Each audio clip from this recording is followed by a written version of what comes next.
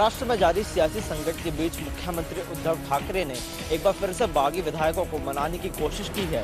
उनकी तरफ से एक भावुक संदेश जारी किया गया है। संदेश में उद्धव कहते हैं कि बातचीत के जरिए समाधान निकाला जा सकता है। संदेश में उद्धव कहते हैं कि परिवार के मुखिया होने के नाते मुझे आप लोगों की चिंता है। आप लोगों को कुछ दिनों से कैद करके गुवाहाटी में रखा गया है। आप लोगों के बारे में रोज नई जानकारी मेरे सामने आती रहती है। आप में से कई लोग मेरे संपर्क में हैं और आप लोग दिल से अभी भी शिवसेना के साथ हैं। मुखिया होने के नाते मैं यही कह सकता हूं कि अभी बहुत देर नहीं हुई है। आप लोग मुंबई आकर मेरे सामने बैठें और शंकाओं को दूर करें। आप लोग एक साथ बैठकर जरूर कोई रास्ता निकाल लेंगे। उद्धव ने संदेश में कहा कि शिवसेना में जो आपको आदर और सम्मान दिया है वो कहीं और नहीं मिलेगा। इससे पहले भी उद्धव बागी विधायकों को इसी अंदाज में मनाने की कोशिश कर चुके हैं। शुरुआत में उनकी बातचीत एकनाथ शिंदे से हुई थी। तब शिंदे ने इस साफ कह दिया था कि अब बातचीत का समय खत्म हो गया है और अब कुछ नहीं किया जा सकता। मुंबई में 4 मंजिला मकान गिरने से एक बड़ा हादसा हो गया। बता दें, हादसे में करीब 10 लोगों की मौत हो चुकी है। वहीं रेस्क्यू कर घायलों को इलाज के लिए अस्पताल में भर्ती कराया गया है। यह हादसा कुलार के नाई नगर में हुआ। मौके पर दमकल विभाग की टीम और पुलिस मौजूद रही। राहत और बचाव अभियान लगातार जारी है। न्यूज एजेंसी एएनआई के मुताबिक मलबे में करीब 20 से 25 लोगों के दबे होने की संभावना है। महाराष्ट्र सरकार में कैबिनेट मंत्री आदित्य ठाकरे ने बताया कि मलबे में से और 5 लोगों को निकाल लिया गया है, जिन्हें इलाज के लिए अस्पताल में भर्ती कराया गया है।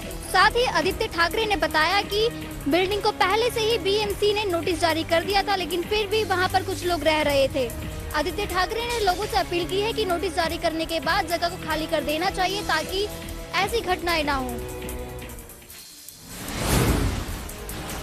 असम में इन दिनों बाढ़ की वजह से लाखों लोगों को बड़ी परेशानियों का सामना करना पड़ रहा है, जहां बाढ़ की वजह से लोगों को अपना घर बार छोड़कर मजबूरन निकलना पड़ रहा है। साथ ही ये भी बता दें कि असम में लगातार बारिश के चलते बाढ़ से हालत खराब होती जा रही है। वहीं असम में कई जिले इस वक्त जलमग्न हो रखे हैं और लगभग 42,000 से ज़्यादा लोग बाढ़ की चपेट में हैं।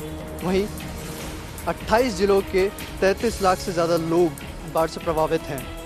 साथ ही 2 लाख से ज़्यादा लोग राहत शिविरों में रह रहे हैं। वहीं बाढ़ और बारिश के कारण 100 से ज़्यादा लोगों की जान जा चुकी है, जबकि 5,000 से ज़्यादा गांव बाढ़ की चपेट में आ गए हैं। वहीं बाढ़ से हालत इतनी खराब है कि लोगों को अपना घर बार छोड़कर रिलीफ कैंप में रहना पड़ रहा है। उत्तर और पश्चिम भारत में लोग लंबे समय से मानसून का इंतजार कर रहे हैं। इस बीच मौसम विभाग ने राहत भरी जानकारी दी है। मौसम विभाग ने बताया है कि कई मौसमी सिस्टम सक्रिय होने से अब अगले 1 से 2 दिनों में बारिश होने की संभावना है। अगले 24 घंटों में दिल्ली और आसपास के क्षेत्रों में हल्की बारिश की संभावना है। इससे उमस और तेज गर्मी से राहत मिल सकती है। मौसम विभाग ने हाल ही में जारी किए गए अपडेट में कहा है कि अगले 24 घंटों के दौरान बिहार, उत्तर प्रदेश, उत्तराखंड, हिमाचल प्रदेश और जम्मू कश्मीर के कुछ हिस्सों में मानसून के आगे बढ़ने के लिए अनुकूल परिस्थितियां बनी हुई हैं। IMD के मुताबिक 30 जून से 1 जुलाई के बीच अरब सागर और गुजरात के कुछ हिस्सों, राजस्थान के कुछ हिस्सों, मध्य प्रदेश, पूरे यूपी और उत्तराखंड में, हिमाचल प्रदेश में और जम्मू कश्मीर, पंजाब, हरियाणा और चंडीगढ़ के भी कुछ हिस्सों में और पूरी दिल्ली में मानसून के आगे बढ़ने के लिए अनुकूल परिस्थितियां बनी हुई हैं। 29 जून से 2 जुलाई के बीच दिल्ली और NCR के कई इलाकों में अच्छी बारिश हो सकती है। इसके लिए मौसम विभाग ने येलो अलर्ट भी जारी किया है। गुजरात के कुछ हिस्सों में हल्की से मध्यम बारिश के साथ कुछ इलाकों में भारी बारिश भी हो सकती है। तेलंगाना, छत्तीसगढ़, ओडिशा, अंडमान और निकोबार द्वीप समूह के साथ उत्तराखंड में भी भारी बारिश संभव है। पूर्वोत्तर भारत, बिहार, छत्तीसगढ़ समेत देश के कई राज्यों में कल और परसों बारिश की भारी संभावना है। हरियाणा के मुख्यमंत्री मनोहर लाल ने आज सूक्ष्म सिंचाई किसानों को बड़ी सौगात देते हुए सूक्ष्म सिंचाई प्रदर्शनी योजनाओं का लोकार्पण किया। पंचकुला के सेक्टर 1 PWD रेस्ट हाउस में आज एक राज्य स्तरीय कार्यक्रम में उन्होंने अध्यक्षता करते हुए ये सौगातें दी। साथ ही उन्होंने इस मौके पर सभी को संदेश दिया कि पानी को बचाना हम सभी का दायित्व है। हमें आने वाली पीढ़ियों के लिए भी पानी को बचाना होगा। उन्होंने कहा कि किसानों को ऐसी खेती की तरफ रुख करना चाहिए जिसमें पानी की कम लागत हो। खास तौर पर प्रदेश में कई जगह ऐसी हैं जहां 100 फीट से नीचे है पानी, वहां पर ड्रॉप इरिगेशन यानी ड्रॉप डेमोन्स्ट्रेशन शुरू किया गया है। करीब 7,500 सूक्ष्म सिंचाई प्रदर्शनी योजनाओं का आज ये लोकार्पण किया गया। घरेलू कलह के चलते अंबाला में एक पत्नी ने अपने ही पति की हत्या कर दी। हत्या के बाद पत्नी ने शव को एक दिन कमरे में रखा और जब बदबू आने लगी तो उसे गटर में फेंक दिया। जब स्थानीय लोगों को इसकी भनक लगी तो उन्होंने पुलिस को सूचित किया। पुलिस ने मौके पर पहुंचकर शव को कब्जे में लिया। पुलिस की माने तो 32 वर्षीय रोहतास नित्य प्रति दारू के नशे में धुत होकर घर आता था और अक्सर लड़ाई झगड़ा करता था, जिससे परेशान होकर पत्नी ने उसकी हत्या कर दी। पुलिस अब इस जांच में जुटी है कि हत्या करने में और कौन कौन लोग शामिल थे। प्रधानमंत्री नरेंद्र मोदी पिछले रविवार से जर्मनी दौरे पर हैं। इस दौरान वह राष्ट्रपति जो बाइडेन से मुलाकात की। ब्रिटेन के पीएम बोरिस जॉनसन, फ्रांसीस राष्ट्रपति एमेनुएल मैक्रों, कनाडियाई पीएम जस्टिन ट्रूडो आदि नेताओं से मुलाकात की। इन नेताओं ने बड़े ही गर्मजोशी से पीएम मोदी से मुलाकात की, जिसकी तस्वीर को सोशल मीडिया पर वायरल हो रही है। लोग इसे लेकर खूब प्रतिक्रिया दे रहे हैं। G7 देश के बैठक में भारत को बुलाए जाने को लेकर पाकिस्तान की तरफ से प्रतिक्रिया आई है। पाकिस्तान के पूर्व राजनयिक और भारत में पाकिस्तान के उच्चायुक्त रहे अब्दुल बासित ने G7 की बैठक में भारत को बुलाए जाने के पीछे के कारण का जिक्र करते हुए बासित ने कहा, यह हमारे लिए दिलचस्प बात है कि प्रधानमंत्री नरेंद्र मोदी को सम्मेलन में बुलाया गया है, क्योंकि भारत एक उभरती हुई ताकत है। सोनीपत में एक नाबालिग मुखबिंदर लड़की के साथ रेप करने का मामला सामने आया है। लड़की के परिजन अपनी बेटी को न्याय दिलाने के लिए लगातार अधिकारियों के चक्कर लगा रहे हैं। उधर पुलिस ने इस मामले में मामला दर्ज कर एक SIT का गठन किया है। पुलिस मामले की जांच करने की बात कह रही है। लड़की के परिजनों का माने तो पिछले महीने की 24 तारीख को लड़की के पिता अपनी बेटी को सोनीपत की एक संस्थान में छोड़कर गए थे। उनकी बेटी बोल नहीं सकती और सुन नहीं सकती।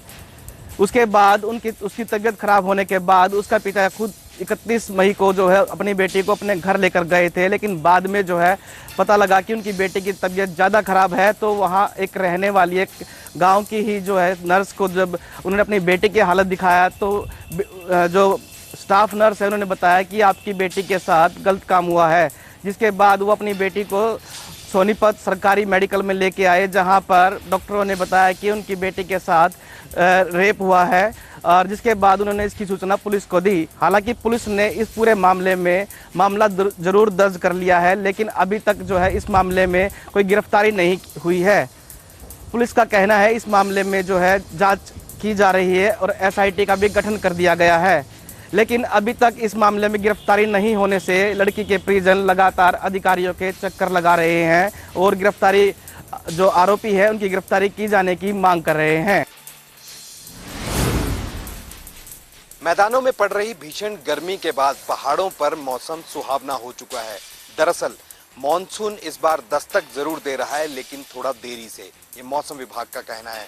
और हिमाचल प्रदेश के राज्य मौसम विभाग के निदेशक सुरेंद्र पाल का ये भी कहना है कि इस बार 28 से लेकर 1 जुलाई तक लगातार बारिश होगी और भारी बारिश की चेतावनी, जिसके लिए येलो अलर्ट भी जारी किया गया है। तस्वीरें आपको एक बार दिखाएं, तस्वीरें आप देखें, ये शिमला का इलाका है, शिमला का संजौली इलाका है। आप यहाँ पर देखें जिस तरह से धुंध जो है उसके आगोश में कहीं ना कहीं ये पहाड़ नजर आते हैं और ऐसे में तापमान जो है उसमें गिरावट नजर आ रही है। शिमला के तापमान की अगर मैं बात करूं तो अधिकतम तापमान 25 डिग्री के आसपास रिकॉर्ड किया जा रहा है और वहीं न्यूनतम तापमान 15 डिग्री सेल्सियस के आसपास रिकॉर्ड किया जा रहा है। उसके साथ साथ सबसे कम तापमान हिमाचल प्रदेश के सबसे ऊंचाई वाले इलाके लाहौल स्पीति में रिकॉर्ड किया गया है, जो कि करीब 5 डिग्री सेल्सियस के आसपास है। और ऐसे ही अगर सबसे अधिक तापमान की अगर मैं बात करूं तो जिला ऊना में सबसे अधिक तापमान 40 डिग्री सेल्सियस के आसपास रिकॉर्ड किया गया है। लेकिन इन सब के बीच मौसम पहाड़ों पर खुशनुमा हो चुका है। लेकिन इसी बीच मौसम विभाग की जो भविष्यवाणी है, जिसे येलो अलर्ट कहा जा रहा है, वो है 28 जून से 1 जुलाई के भीतर। ये कहा गया है कि इस 4 दिनों में जो है वो लगातार बारिश होगी, भारी बारिश की चेतावनी जारी की गई है और इसके साथ साथ तेज हवाएं चलेंगी। और हिमाचल प्रदेश के 6 से 7 ऐसे जिले हैं जहां पर भारी बारिश का अनुमान यहां पर मौसम विभाग ने लगाया है। और मौसम विभाग का ये भी कहना है इस दौरान थोड़ा संभल कर लोगों को रहने की जरूरत है और इसी बीच विजिबिलिटी जो है वो भी बहुत ही कम रहेगी। ऐसे में वाहन चालकों से भी अपील की गई है कि आप गाड़ी थोड़ा संभल कर चलाएं, देख कर चलाएं और ऐसे में जो भारी बारिश जब इन इलाकों में होती है तो ऐसे में भूस्खलन की भी संभावनाएं ज्यादा बढ़ जाती हैं और ऐसे में एडवाइजरी जारी की गई है कि आप पूरी तरह से बारिश को देखकर ही, उसका अनुमान जो मौसम विभाग ने लगाया, जो एडवाइजरी जारी की गई है उसको देखकर ही आप इन तमाम जगहों पर ट्रैवल करें और सुरक्षित रहिए। गुरुग्राम से दिल दहला देने वाली घटना सामने आई है, जहां साले ने अपने सगे जीजा के सर पर गोली मारकर उसे मौत के घाट उतार दिया। वहीं मृतक की मौके पर ही मौत हो गई, जिसके बाद आरोपी नवीन मौके से फरार हो गया। आपको बता दें, गुरुग्राम के बसाई एनक्लेव में आरोपी नवीन अपनी बहन से मिलने आया था, जिसके बाद उसका जीजा जब घर आया तो जीजा और साले के बीच में कहासुनी हो गई, जिसके चलते साले ने गर्मजोशी में अपने जीजा के सर पर गोली मार दी, जिसके बाद मृतक की मौके पर ही मौत हो गई। जब इसकी सूचना मृतक के परिजनों को मिली तो वो मौके पर पहुंचे, जहां देखा उनका बेटा खून से लहूलुहान हुआ है, जिसके बाद गुरुग्राम पुलिस को इसकी सूचना दी गई। गुरुग्राम पुलिस मौके पर पहुंची और मृतक के शव को कब्जे में लिया। साथ ही जो आरोपी है उसकी बहन से पूछताछ की जा रही है और साथ ही पुलिस ये दावा कर रही है कि आरोपी को भी जल्द गिरफ्तार कर लिया जाएगा। विदेश भेजने के नाम पर तथा मोटे ब्याज का लोभ देकर लोगों से पैसे ऐंठे गए हैं, जिसकी शिकायत लेकर पीड़ित व्यक्ति एसपी ऑफिस में गए। उसके बाद कोर्ट कॉम्प्लेक्स चौकी में वो एप्लीकेशन दी गई है। वहाँ से आईओ के द्वारा बताया गया है कि अभी इसकी जांच जारी है। जैसे ही जांच खत्म हो जाएगी तो उसके बाद इस पर कार्रवाई की जाएगी। इसके साथ एक वीडियो भी सामने आया है, जिसमें पीड़ित परिवार उनसे मिलने के लिए गए तो महिला के साथ उसके पति बैठे हुए थे। उन्होंने कहा है कि इसमें लगभग 2 करोड़ रुपए का हिसाब बनता है, जो अब उनके बस की बात